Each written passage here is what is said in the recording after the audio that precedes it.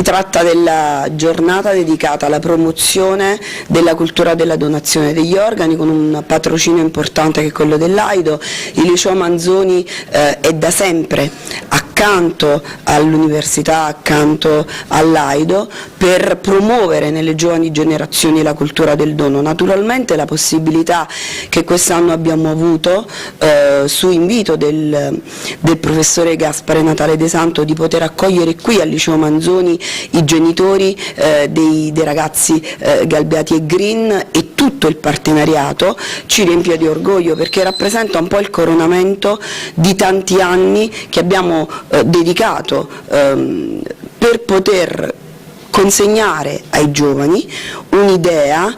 che possa essere sinergica tra idea del dono, etica, cultura, conoscenza e scienza, e questo naturalmente noi crediamo sia il viatico di una licealità, il viatico di chi deve promuovere non solo istruzione e cultura ma anche e soprattutto educazione, e soprattutto un'idea di intelligente e consapevole responsabilità che esca fuori dagli schemi ordinari e che insegni ai nostri ragazzi che non è solamente un concetto astratto,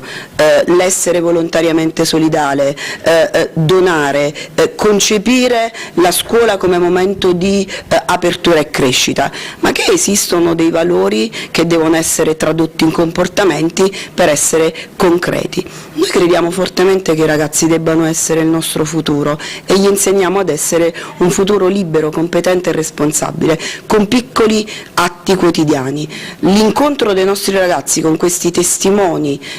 incredibilmente forti e prestigiosi del nostro tempo è una possibilità in più perché la nostra aula magna possa diventare ancora una volta un laboratorio di didattica decentrata, oggi di cultura dell'etica e della legalità, vere perché vive e vissute. Facciamo questi eventi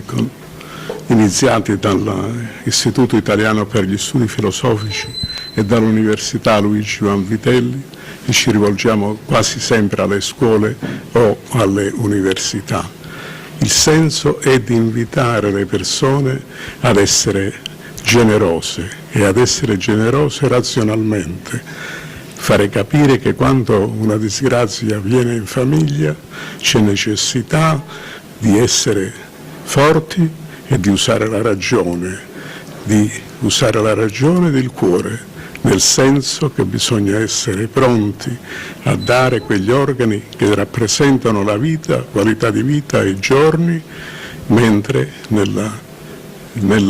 tomba quegli organi marciscono in poche ore e non servono a nessuno.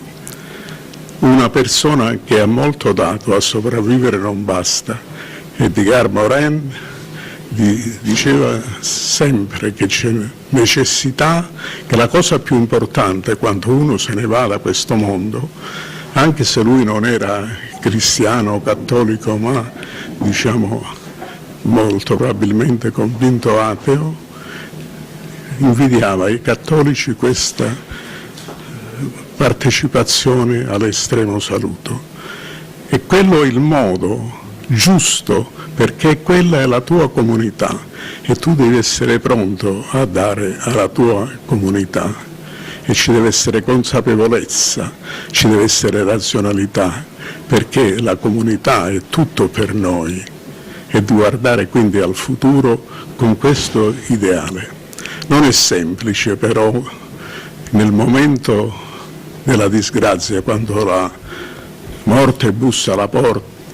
della tua casa, essere razionali.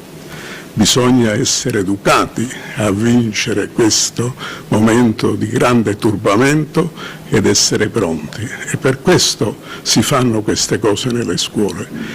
Intendiamo le scuole come dove i ragazzi sono i messaggeri con le loro famiglie. L'espressione della volontà del dono dovrebbe essere familiare, nel senso che quando in una casa qualcuno decide di donare, tutti gli altri devono essere consapevoli,